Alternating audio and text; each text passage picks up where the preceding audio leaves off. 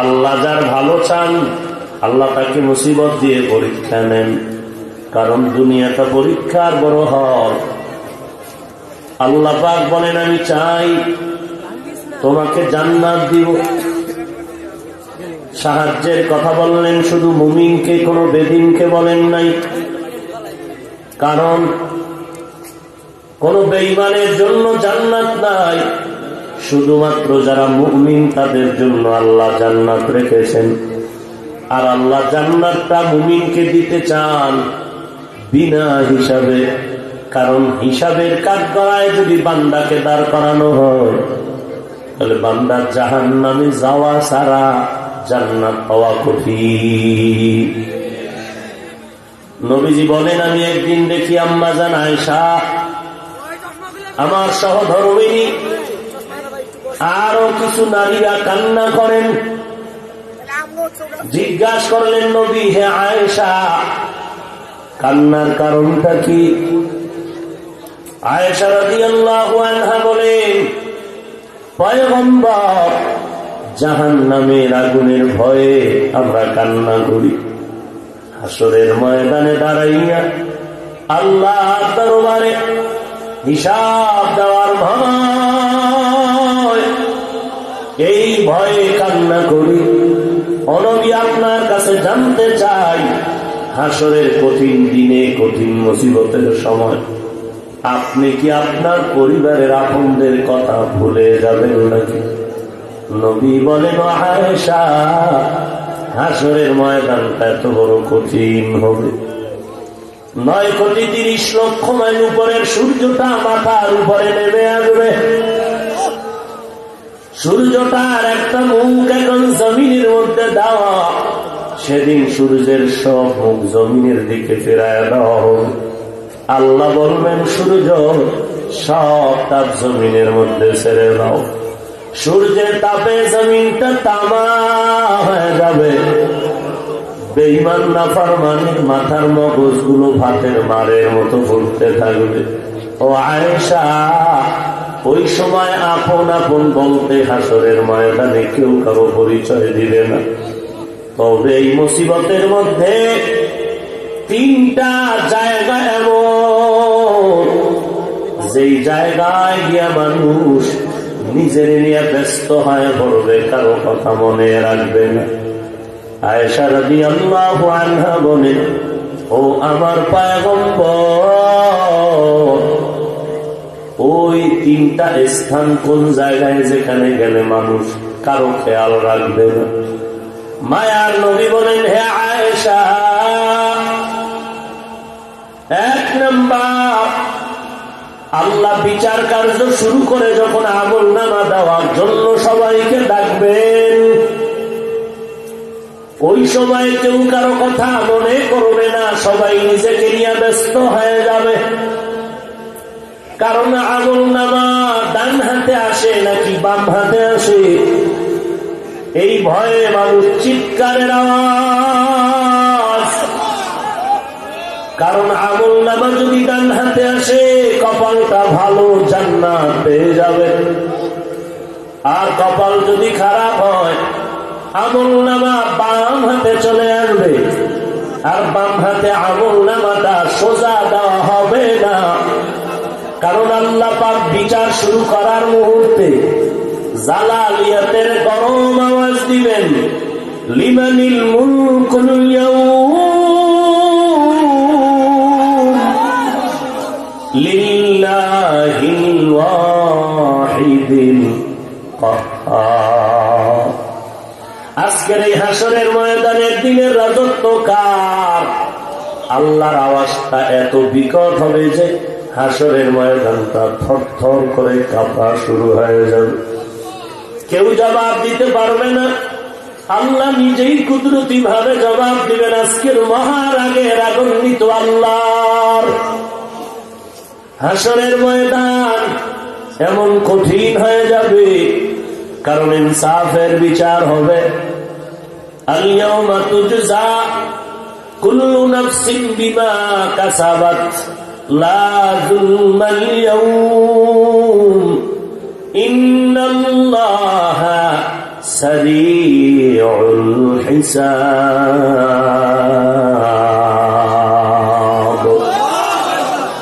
আল্লাহ হাসরের ময়দানে সকাল থেকে জোহরের মধ্যে বিচার শেষ করে ফেলবেন। কেমন বিচার হবে বলে? ইনসাফের বিচার বলে। এত তাড়াতাড়ি? আমাদের থানায় মামলা চলে, 50 বছর একটা মামলা শেষ হয় না। মাঝে মাঝে টাকা দিয়া হাদিয়া দিয়া মামলা তাজা করা হয়। হাসরের ময়দানে কোটি কোটি সহস্র কোটি মানুষ, কেমন করে সেখানে আল্লাহ ফজরের টাইম থেকে জোহরের মধ্যে বিচার শেষ করবেন? 1 নাম্বার জবাব, রব্বুল আলামিন কুদরতের মাধ্যমে অল্প টাইমে বিচার শেষ করে ফেলবেন। কাদের কুদরত দারি বর কামাল, আন্তা রব্বি আন্তা হাসবি যুল জালাল, তুহি কাদের জলিলুল্লাহ জাহাদার, বহর হালে তুহি মেরা নেগাহদার। আল্লাহর নবী বলেন, যাদের আমলনামা বাম হাতে দেয়া হবে, আল্লাহ বলবেন ফেরেশতা এই বান্দাকে সোজা হাতে আমলনামা দেওয়া হবে না, বান্দার বুকের মাঝখানে ছিদ্র করে দাও।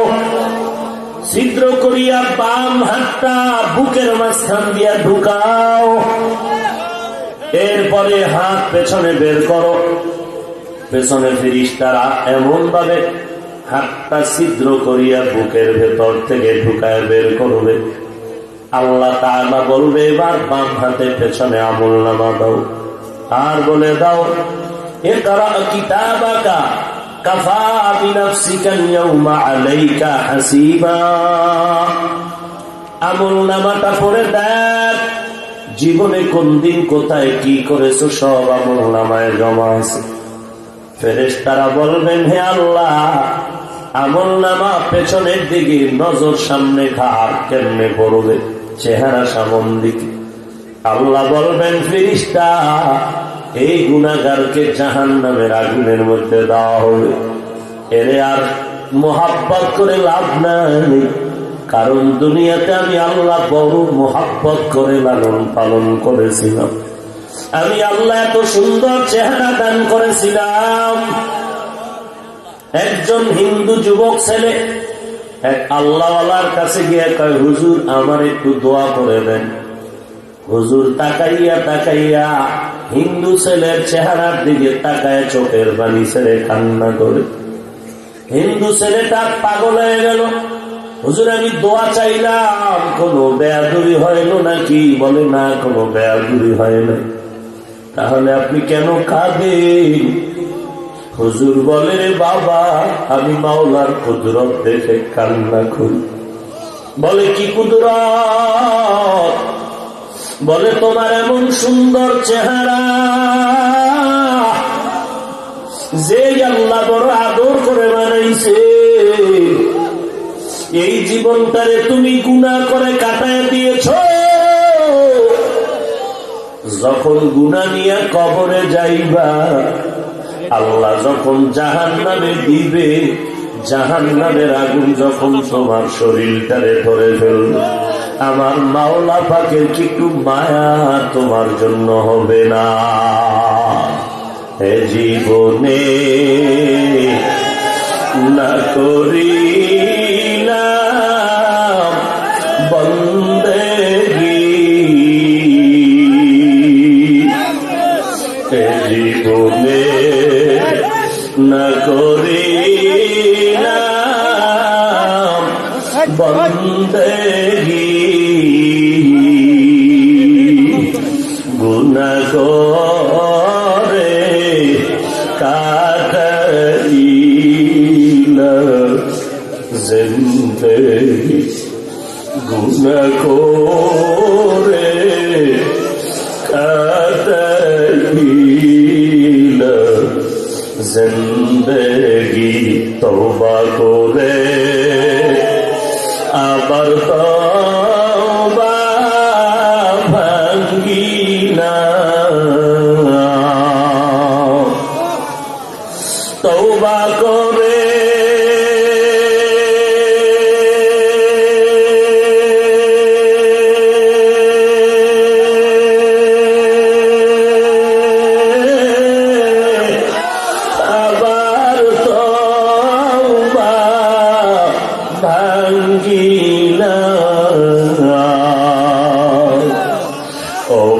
অবশেষে খাঁটি তওবা করিলাম, অবশেষে খাঁটি তওবা করিলাম। এরে নবীর উম্মতের দল,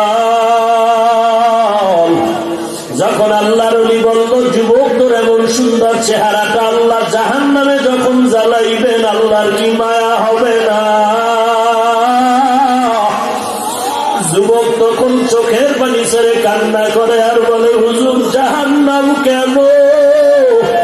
আমি এমন ধর্মে আছি যে মরণের পরেই কবরে দেওয়ার আগেই তো আমার গায়ে আগুন লাগায় দিবে।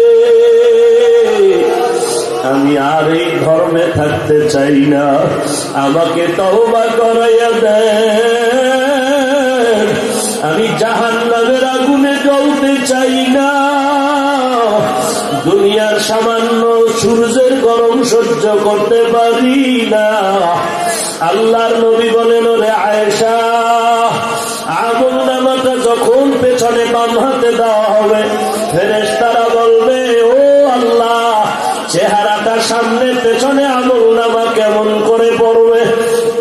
আল্লাহ কহারিয়তের আওয়াজ দিয়ে বলবেন ফেরেশতা, এই নাফরমানের ঘাটটা ধরিয়া মোচড় দাও, ঘাড় মটকাইয়া পেছন দিকে ফিরাইয়া দাও।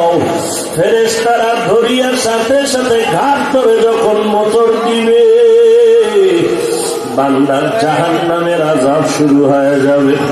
আল্লাহর নবী বলেন আয়েশা, ওই সময় কেউ কারো দিকে নজর রাখবে না। তিনটা জায়গা হাসরের ময়দানে কেউ কারো দিকে নজর রাখবে না। সবাই পাগলের মতো চিৎকার মারবে, আমার কি উপায় হবে? আল্লাহর নবী বলেন আয়েশা, দ্বিতীয় অবস্থা হবে আমলনামা যখন ওজন দেওয়া হবে। আয়েশা বলেন কেমন করে? বলে কান্নায় বিভোর। আমলনামার যখন ওজন দেওয়া হবে মানুষগুলো কান্নায় বিভোর হয়ে যাবে আর বলবে আমার আমলনামা নেকির পাল্লা ভারী হয় না জানি গুনার পাল্লা ভারী হয়। আমলনামার দিয়ে তাকায় দেখি গুনার গুনা গুনা, নেক আমল মোটেও নাই। ওই আমলনামার পাল্লা গুনারটাই যদি ভারী হয় আল্লাহ বলেন ফাউম্মুহু হাবিয়া, তার জন্য হাবিয়া নামক জাহান্নাম। আল্লাহর নবী বলেন আয়েশা, আর একটা সময় বড় কঠিন, যখন পুলসিরাতটা পাড়ি দেওয়া হবে, যেই পুলসিরাতটা চুলের মধ্যে কেউ চিকন, ওরে এমন অমাবস্যা রাতের মতো অন্ধকার, তরবারির থেকেও বড় ধারালো। যারা গুনাহ নিয়ে ওই পুলসিরাতে উঠবে কাটিয়া কাটিয়া জাহান্নামের মধ্যে পড়ে যাবে।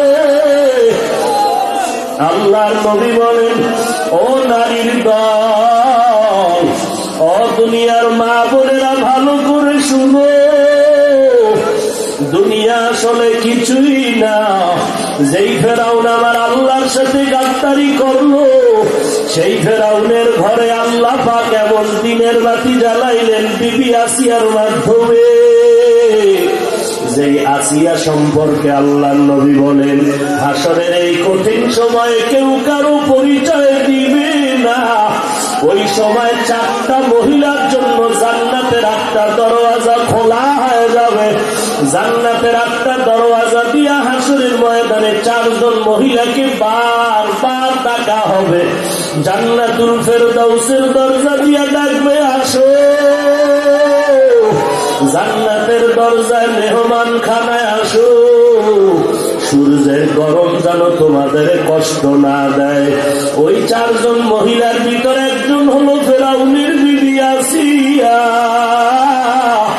কারণ যে আসিয়াকে ফেরাউন ঈমানের কারণে শুলিবিদ্ধ করে দুনিয়া থেকে বিদায় করে দিয়েছেন। দ্বিতীয় নারী যাকে জান্নাতের 8টা দরওয়াজায় হাসরের ময়দানে ডাকল, ধন্য মা, যেই মাকে জান্নাতের 8টা দরওয়াজায় ডাকা হবে। দ্বিতীয় নারী ঈসা নবীর মা মারিয়াম আলাইহিস সালাম, জান্নাতের দরওয়াজা দিয়ে ডাকবে আসো। 3 নম্বরের মা খাদিজা রাদিয়াল্লাহু আনহা, আম্মা জান আয়েশা বলেন, আমি মাঝে মাঝে দেখতাম মায়ার নবী হুজরায় বসে বসে গুনগুন করে কান্না করতে। আমি আয়েশা আমার নবীর জিজ্ঞাসা করতাম, নবী কোন ব্যথার কারণে, দুঃখের কারণে আপনি কাঁদেন? আমার উপরে কি আপনি বেজার? নবী বলতেন, না না আয়েশা, আমার অন্তরে যখন খাদিজার কথা মনে পড়ে যায় আমি চোখের পানি ধরে রাখতে পারি না। কারণ ওই আরবের ভিতরে যখন আমি ছিলাম গরীব, আমি ছিলাম বড় ইয়তীম। খাদিজা আমাকে যখন স্বামী বলে গ্রহণ করেছিলেন, 2 জন স্বামী বিদায়ের পরে আমাকে কবুল করে নেয়। 5টা সন্তানের মা হওয়ার পরে আমার ঘরে আসে। আমি কালেমার দাওয়াত দিতে যাই, রাতের বেলা আসিয়া ঘরে সালাম দেওয়া মাত্র দরজা খুলে যাই। খাদিজা ছিল আরবের বড় ধনী নারী, সব সম্পদ আমার কাছে হাদিয়া হিসেবে দান করেছে। আমি আমার মাওলার ধ্যানে হেরা পর্বতের গুহায় সেখানে সময় কাটাইতাম। খাদিজা আমার জন্যই পাহাড় বেয়ে বেয়ে উঁচু জায়গায় গিয়া নাস্তা নিয়ে হাজির হয়ে যেত। ওই খাদিজার ইন্তেকাল আমি নবীর কান্না ধরে রাখতে পারি না। ওই খাদিজার কথা যখন মনে পড়ে আমি চোখের পানি ধরে রাখতে পারি না। ওই খাদিজার জন্য হাসরের ময়দানে জান্নাতের 8টা দরওয়াজা ডাকবে আসো, জান্নাতের মেহমান খানায় আসো। 4 নাম্বার যে নারীটাকে জান্নাতের দরজা দিয়া ডাকা হবে, নবী বলেন ওই নারী আমার কলিজার টুকরা ফাতেমা রাদিয়াল্লাহু আনহা। ওই ফাতেমাকে জান্নাতের 8টা দরওয়াজায় ডাকা হবে। এরে নবীর উম্মতির দল, ওই নারী যদি ঘরে পাও তোমার জীবনটা বড় ধন্য। ওই জীবনটা কামাই করার জন্য দুনিয়াতে তুমি চেষ্টা করা লাগবে। আর চেষ্টার জন্য আল্লাহ বলেন সাহায্য চাও। আর সাহায্য যদি পেতে চাও, 2টা জিনিসের মাধ্যমে তোমার সাহায্য চাওয়া লাগবে। 1 নম্বরে ধৈর্য, 2 নম্বরে নামাজ। আল্লাহ পাক রব্বুল আলামিন বলেন, ধৈর্য ধারণ করিয়া যারা আল্লাহর মহব্বতে নামাজের মুসাল্লায় দাঁড়ায়, আল্লাহ পাক হাসরের ময়দানে ধৈর্য ধারণকারীদের কি বলবেন, বিনা হিসাবে জান্নাতের মধ্যে চলে যাও। হযরত ওমর ফারুক রাদিয়াল্লাহু তাআলা আনহু বসে আছেন। সাদ বিন আসলাম রাদিয়াল্লাহু তাআলা আনহু ঘটনার বর্ণনা করেন। আমার আব্বা ঘটনা বিবরণ দিয়েছেন। ওমর তাকায় দেখেন এক আল্লাহর গোলাম একটা শিশু বাচ্চা কোলের মধ্যে নিয়ে বড় আদর করে। ওমর ডাক দিয়ে কয়, দেখ সন্তান আর বাবা কেমন মায়া। লোকটা শুনিয়া বলেন, খলিফাতুল মুসলিমিন, এই সন্তানের মায়া এমনিতেই হয় নাই। কারণ এই সন্তান আমার দুনিয়ার জমিনের সন্তান না, এই সন্তান আমার কবরের মধ্যে সন্তান। এই সন্তান দুনিয়ায় হয় নাই। ওমরে ফারুক বলেন, ও ভাই, তোমার সন্তানটা কবরের সন্তান মানে ঘটনা খুলে বলো। আল্লাহর বান্দা বলেন, পয়গম্বর, আমার স্ত্রী গর্ভধারিণী, আমার উপরে যখন দাওয়াত আসলো যুদ্ধের ময়দানে যেতে হবে, কালেমার দাওয়াত নিয়া আমি যখন তরবারি নিয়ে রওনা, নামাজের মুসাল্লায় দাঁড়াইয়া আল্লাহর দরবারে দোয়া করার জন্য রেডি হয়ে গেলাম।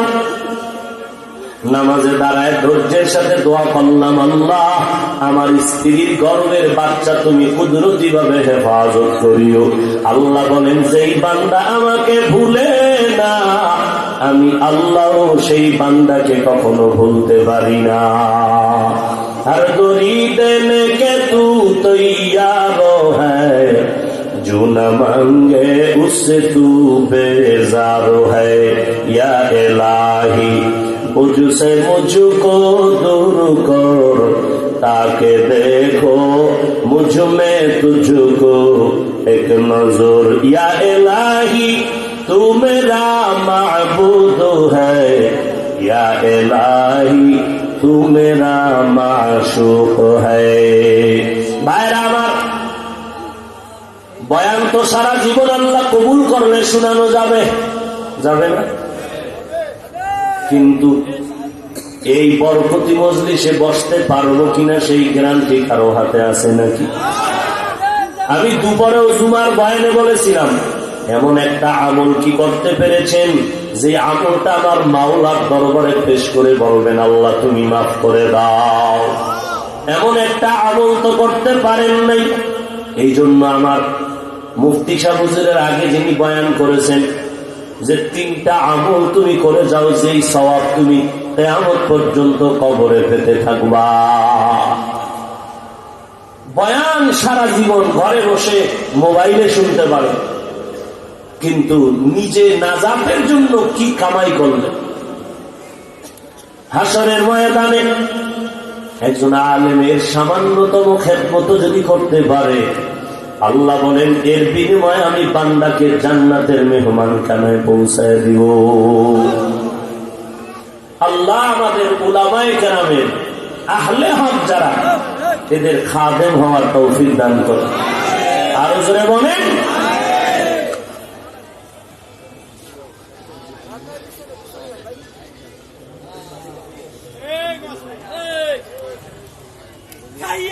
আল্লাহ হেদায়েত দান করে। ভাইরা আমার, লম্বা সময় নেওয়ার সুযোগ নেই।